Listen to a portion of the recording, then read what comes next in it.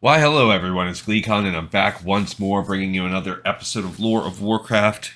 Thank you so much for tuning in this holiday season. I hope you have been enjoying yourselves and hopefully you enjoyed the manga that we visited last time, the I Got What You'll Need, um, touching on the Feast of Winter Veil, the festival that's currently going on. I'm going to drop later today an episode where we do all of the Feast of Winter Veil quests as an alliance, and tomorrow I'll also do it as Horde.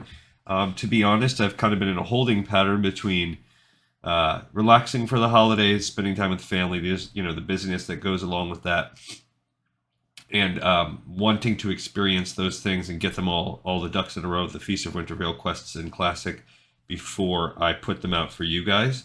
Um, I'm pretty much done with that. I should finish that later today, and I've just been messing around with other stuff. So it's partly on me, but I thank you guys for your patience, and I hope that you have been enjoying some of the backlog of content that we have if you've just been chomping at the bits.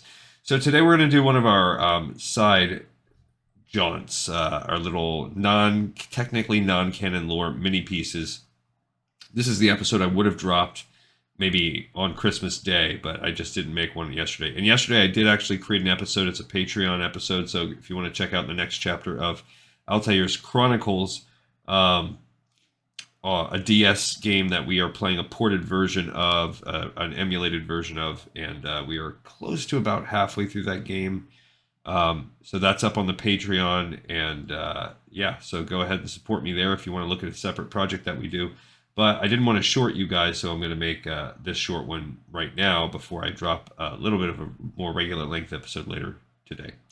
Okay, so stay a while and listen as we talk about this. This actually was so short, as you can see on the screen. We're going to do a twofer today because I just don't want it's too short. This is basically one sentence of an entry. So we do this thing right here where we cover all of the World of Warcraft, the old Warcraft Encyclopedia that used to exist. At some point, the lore got so big and they started retconning, so they basically shut down the old World of Warcraft website. Doesn't exist anymore, and you have to find certain areas. It did exist on the European internet, WoW Europe, that it existed in its original form for a while. It doesn't exist anymore. There are some Internet Archives websites you can still find these entries at in their original form, but Wowpedia has captured what's left over. But we're going to do two today since they're just so darn short. Okay, so the first entry is called Dejahna. Now, it is a copy of that original article, and this is all it says. High Priestess Dejahna was the head of the Sisterhood of Elune when the War of the Ancients began. Fighting alongside other Night Elves, she was lanced through the stomach by a demon on the battlefield, and much of her magic was subsequently drained from her by a fell beast. Despite her great healing skills, she did not survive her injuries. She chose Tyrande Whisperwind as her successor. That's it in a nutshell. Now, she at least had a little bit of a more integral part. There's a side, a fandom. This is a fandom website called the Moonguard Wiki, where they've actually decided to make a few entries about this. This is the former High Priestess of the Sisterhood of Elune, High Priestess Dejahna. They describe her in the War of the Ancients novel. Since this is not officially sanctioned by Warcraft, I just wanted to cover it to flesh her out a little bit more. And all it really says is, again, if we look at that book, specifically, I believe she's in like one chapter, chapter 9, that's about it. She was a staunch supporter of Lord Curtellus Ravencrest. He led the Kaldorei resistance against the Burning Legion. She was mortally wounded, before we said, by a demon, specifically is Hakar the Houndmaster, and that's why he had those fellhounds with him that drained her. Her last act was to name her successor, Tyrande Whisperwind. So this is an interesting little tidbit, but she's such a bit character. She's important in that she was the leader of the Sisterhood of Elune at the time when we really are concerning ourselves with the history that leads into World of Warcraft. She also was good. She fought against the Burning Legion, and she chose Tyrande Whisperwind, so she set all of that in motion. But all that being said, she's simply a kind of a one-dimensional background character. So the other one we're going to do is similarly another one-dimensional background character that existed in the War of the Ancients trilogy. He's so small, he's only covered once in the game, and it's not until Legion. There's this part where you're dealing with the events leading up to War of the Ancients, and you're talking with a lot of ghosts. I believe you talked to Dejahna, you talked to Desdel Stareye. He's the other one. But let's read what it says. He's got a pinch more. Lord Desdel Stareye was a noble who served as second in command to Lord Curtalis Ravencrest, the initial commander of the Night Elf army that fought the first invasion of the Burning Legion. Secure in his aristocratic lineage, Desdel was proud of his high rank, and in the absence of armed conflict, had formed a high opinion of his combat abilities by the time the War of the Ancients began.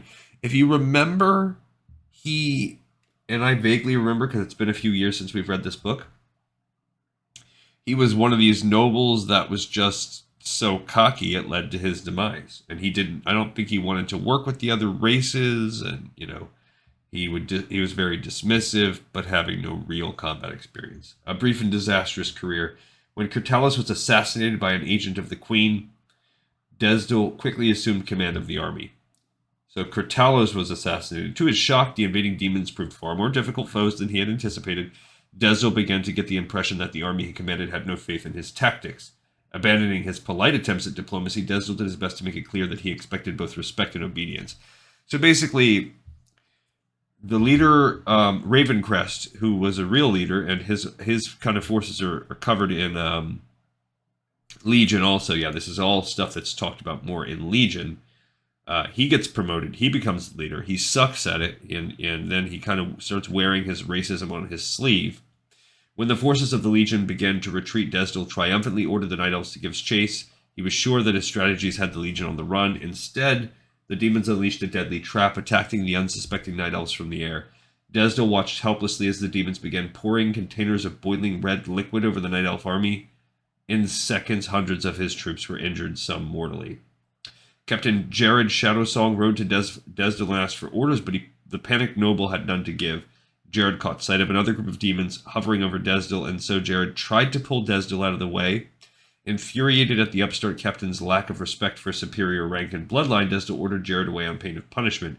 It was the last mistake Desdel would make.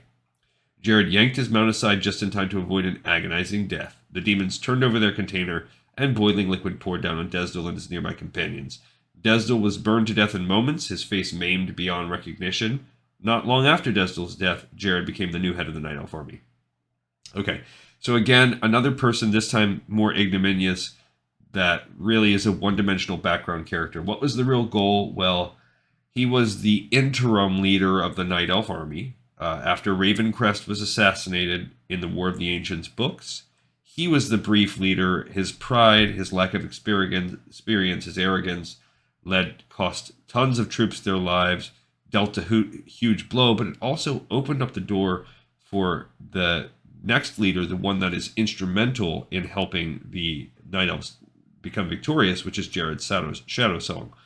So we have Dejahna, who was instrumental in setting up Toronto Whisperwind's illustrious career, and to a lesser extent, but at the time no less important, Desdel Stareye, who, because of his suckiness, opened up the Jared Shadowsong's career.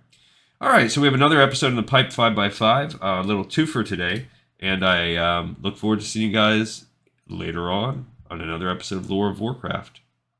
Peace.